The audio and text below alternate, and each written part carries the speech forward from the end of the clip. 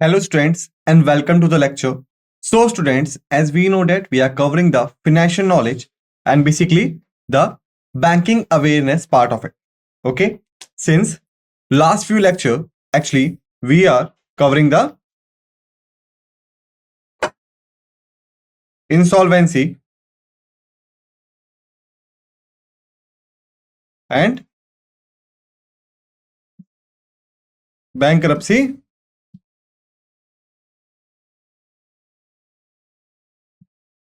Board of India, right?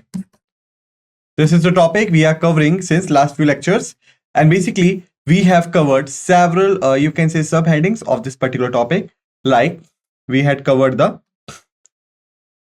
introduction part, we have seen the background, we have seen the establishment, objectives, the regulation, the insolvency professionals, the insolvency professional agencies so far. Okay, right now we are left with some other you can say subheadings of that particular topic, like the information utilities, advisory role, collaboration, CIRP, educational awareness, and the summary part. Got it? And basically, before proceeding further, we just try to revise the things which we have learned, which we have covered so far. All right. So first is the year of 2016. Okay. So that was the year of 2016 when in India there was an act passed on. The act name was Insolvency and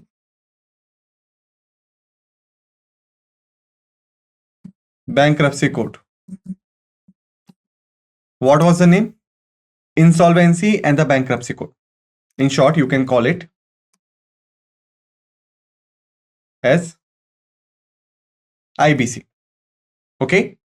Within this particular act, there was a section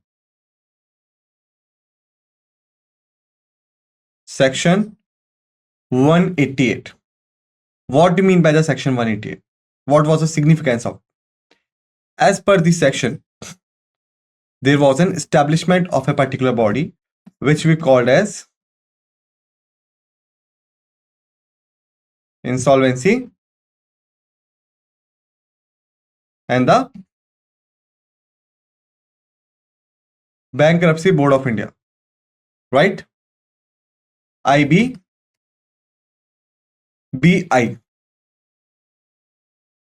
Got it? Now the question is, what was the main aim behind establishing this particular you can say body or that passing of that particular act, so that we could ensure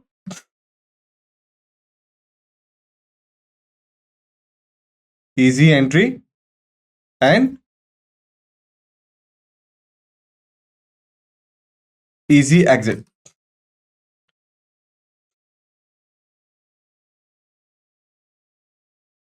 Okay, so that we could ensure easy entry and the easy exit of that particular firm. All right, why it was important, I have already told you in the previous lectures. Got it? Thereafter, we had seen the things that the IBBI is an apex institution in the field of insolvency and the bankruptcy, just not only limited to the corporations, but include three perspectives: individual, all right, partnership firms, all right, and the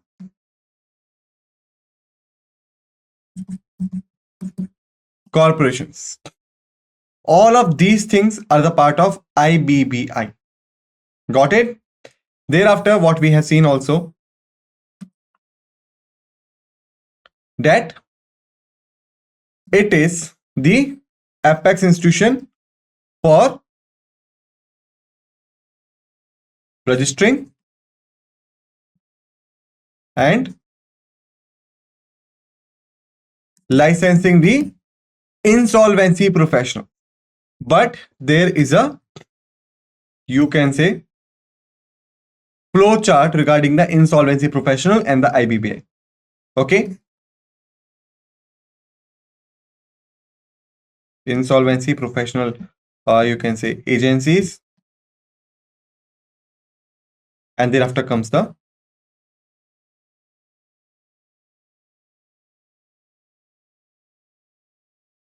insolvency professional.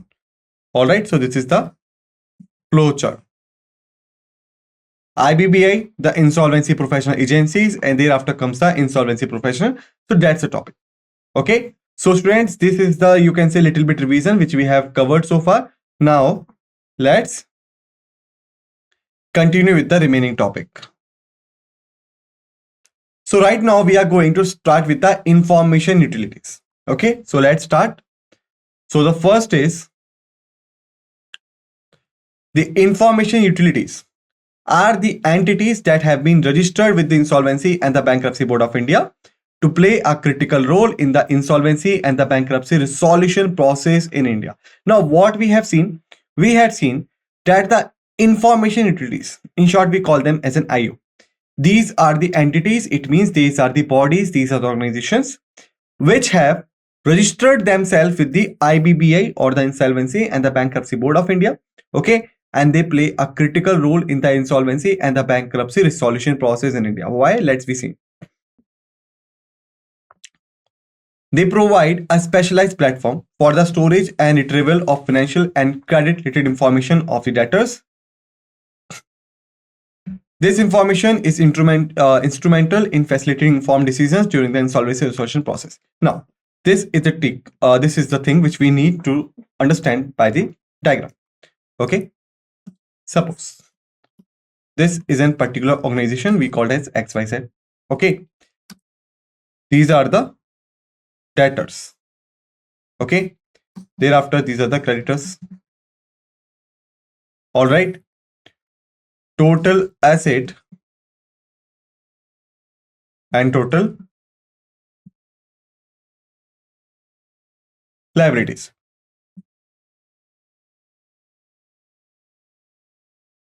Total assets are rupees 100 crores. Total liabilities are rupees 200 crores. Got it? What we have seen, whenever the liabilities will be higher than the asset, there will be a situation of insolvency. Okay, so in the case of insolvency, we know that the insolvency professional will be appointed to carry out the insolvency process and the bankruptcy process. All right, and try to restore the maximum value of the asset and ensure the protection of rights of debtors, creditors, and the stakeholders. Got it? So if we break down this, so you can say Mr. A, Mr. B, Mr. C, and Mr. D, and Mr. E also. Okay, these are the individuals or the creditors who had submitted their money in the business of XYZ. So let's see, suppose 75 crores, 10 crores, okay, 15 crores, all right, 50 crores,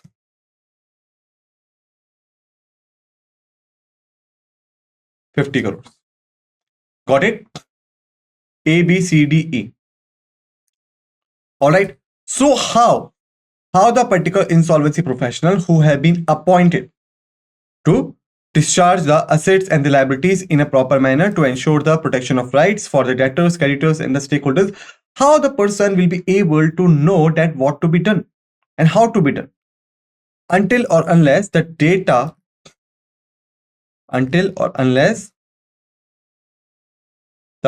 or you can say the information haven't been provided to him. Is he able to conduct the particular process? No, he is not able. He just know, okay, the asset is 100 crores, the liabilities is 200 crores. Okay, the company is being insolvent. But how the assets value will be distributed amongst the creditors, how the debtors' right will be protected, how the stakeholders will be checked out. All of these things are properly based on the data or information which is to be available to the insolvency professional. Until or unless the information is not provided to him, he is not able to carry out the authenticated process and make the informed decision. Okay, and there are a valid chances that either all of them or some of them will be deprived of their rights. Okay, so now we have seen the information and the data is very necessary to be provided. But now the second question is, who is required to provide that particular information or the data? Who? The answer is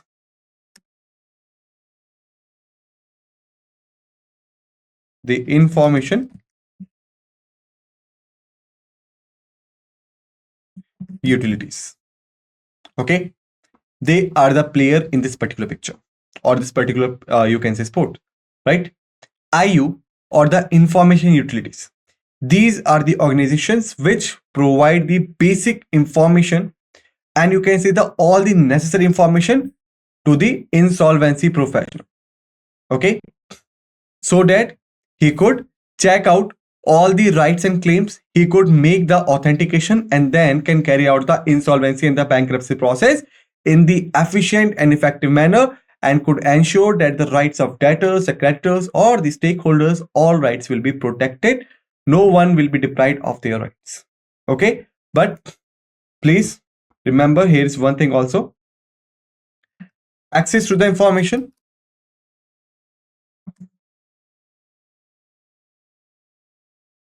is necessary, right? Access to the information is necessary, but remember, privacy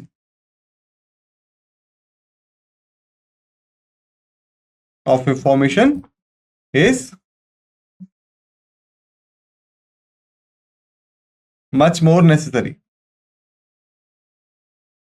Got it? Means the IP must be provided by the information which is required to carry out the insolvency and the bankruptcy process. But the protection of information, it means that the information should reach the right destination and not to be, you can say, leaked or released in between. Because if the information have been provided to the unauthenticated sources or you can say to the wrong sources, what will happen? What will happen?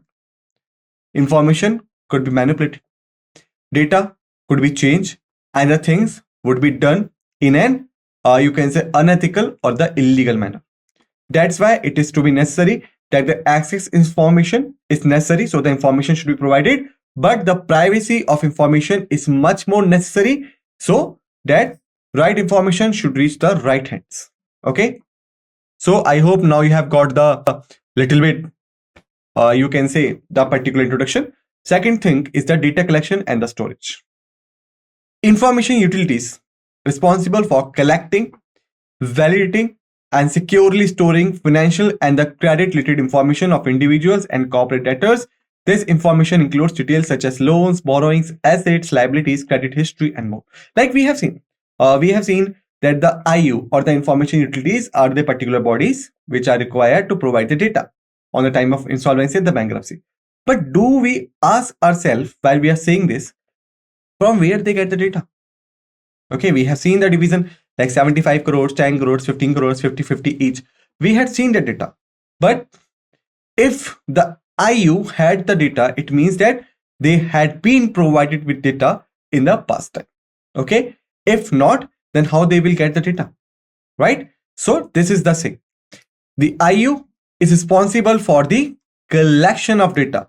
It means that they collect the data time to time. Thereafter, validating the data, it means that not only collection of data, it is to be ensured that whether the data which has been provided is valid or not. Okay, and thereafter the securely storing financial and the credit related information of individuals and corporate debtors. Why? Because if the information is leaked and have been provided to the wrong hands, then the information could be manipulated, could be changed. Okay, this information includes details such as loans, borrowings and assets, liabilities, credit history and more. All right, so please remember, the IU is also connected with the various other stakeholders like the banks. Okay, if the bank has been provided the loan to some corporation or the individual, the bank will communicate it the same to the information utility. Okay, why it is important? Because it is very, very important. Like you can say, suppose we could understand it. Suppose if we go by the list of the creditors we had just seen.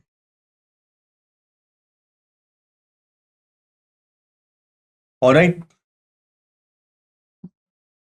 75 crores, 10 crores, 15 crores, okay, 50 crores, 50 crores. Got it? This is the thing which we have seen. All right. Now the question is, this is in particular insolvency professional. Okay. He has received this information from the IU, the information utility. We had seen the IU collects the data. It means that if they had provided this particular data, it means that they had collected it from somewhere, right? Simply means that they had collected it from somewhere. Okay. But the second point was validation. It means that if they had collected the data, that A having the 75 crores, B 10 crores, C 15 crores, D and E 50-50 each. It means that if this is the true picture, this must be validated from somewhere. Okay. So there are two chances. The IO will ask Mr. A, have you invested 75 crores? He will say, yes, I have invested. Is this the proper way of validation? No, because maybe the claim was false. Okay. So if they ask the company XYZ, maybe there is a mutual partnership between A and XYZ, that we will show our value higher, so that whatever will be the excess value of the money will be distributed equally. This could be done. Okay. So this is not the proper way for the validation. So what will happen? So the IO will validate it from some other agencies like banks, like finance, okay, like the financial intelligence agencies. There are so many other stakeholders also. All right. For example, you can say due to some mutual understanding between the BC and the XYZ, they showing that 10 crores and 15 crores is the amount they had invested. But in actual grounds, B only invested 5 crores, C only invested 10 crores. So if we go by this picture, then it means 10 crores are in the excess. Okay. So this is the wrong data which is to be provided to the insolvency professional. Okay. And if the data which has been provided is wrong, so the process which will be conducted on the basis of that particular data will also be inadequate. Second, unauthenticated. Okay. That's why IU ensured that whatever data they have collected, it must be validated not from the source but also from the other stakeholders, so that you can say multi-dimensional validation could be done. Data is sourced from various financial institutions, creditors, banks, and other relevant entities, ensuring comprehensive coverage, as I have told you, right? Because if the IU is only rely on the source, thereafter, this is the, you can say, proper chances that the data will be invalid and unauthenticated.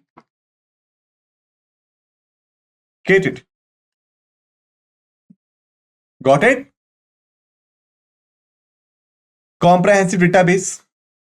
IUs maintain a comprehensive and the centralized database that consolidate financial information of debtors from different sources. This consolidated repository provides a holistic view of the debtor's financial history and the obligation. Now, why it is important? Why it is important? Because suppose you can say, if this is an XYZ, okay, this is the company we have. All right. And we have seen that there are 4 sources.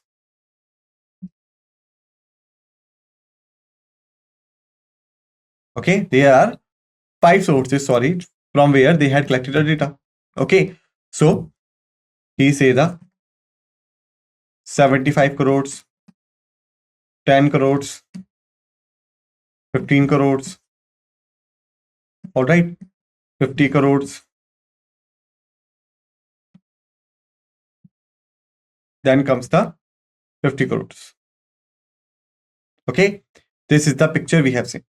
All right, but suppose this is an insolvency professional or the IP. If he has to deal with the insolvency and the bankruptcy process of that particular XYZ. Okay, so there are two approaches. He looked at this picture. Okay, and then start the insolvency and the bankruptcy process. So now question is this picture is effective? So to understand it, we could see the asset value. Like the assets are only of rupees 100 crores. Okay, so if he started focusing that the 75 crores to be provided to A, then how much amount will be left?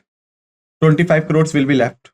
Okay, so if 25 crores will be provided to B and C respectively, then how much amount will be left? 0.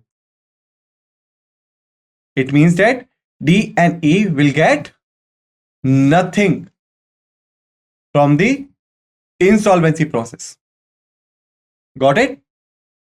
So their rights will be deprived of. Second approach is that instead of focusing it, the first is consolidation of data. 75, 10, 15, 50, 50. It means that total value will be rupees 20 crores. Now, this is the clear picture that the IP will see that the total debt of the XYZ is 200 crores. After you can say, after classification of this particular debt, he will get to know that the 75 crores belong to Mr. A, 10 crores to B, 15 to C, 50 to D, and 50 to E. All the things will be done after. So this approach is much more better than this approach. Why? Because thereafter he will get an idea that he has to arrange 200 crores so that the rights of all the stakeholders could be protected. So he will try to maximize the value of the asset. Okay, instead of this, if he only focus of the 100 crores value and started distributed amongst the stakeholders, what will happen? Only some of them will get their share and the remaining one will be excluded. Okay, so that's the working of this particular IU, comprehensive database. It means that they centralize the database that consolidates financial information of debtors from different sources. Like you can say the XYZ have generated the money from the different sources, like from A, from B, from C, from D, from E. Got it? All of these sources have provided their money to XYZ, but their entire information has been consolidated, or you can say centralized in that form. All right, rupees 200 crores. Got it?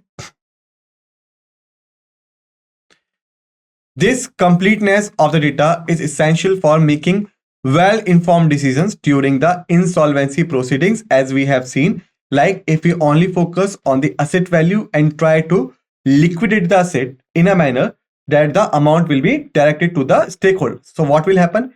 A will get his amount, B will get his amount, C will get his amount, but D and E will be excluded. Got it?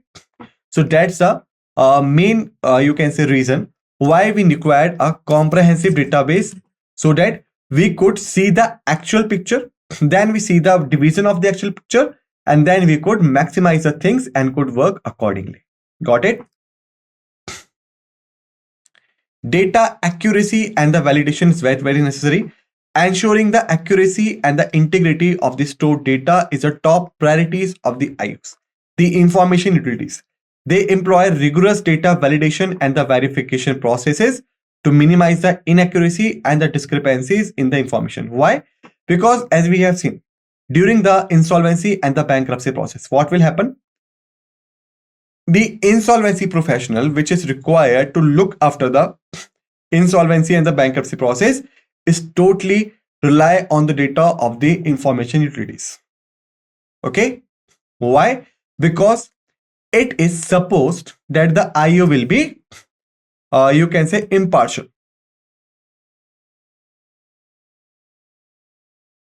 Or you can say will be unfavored during providing of the data.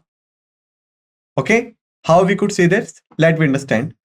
If we talk about the from the debtor's perspective and thereafter the creditor's perspective, the one is the debtor, second one is the creditor. If we look the picture from their perspective, what will happen? The debtor will try to ensure his interest.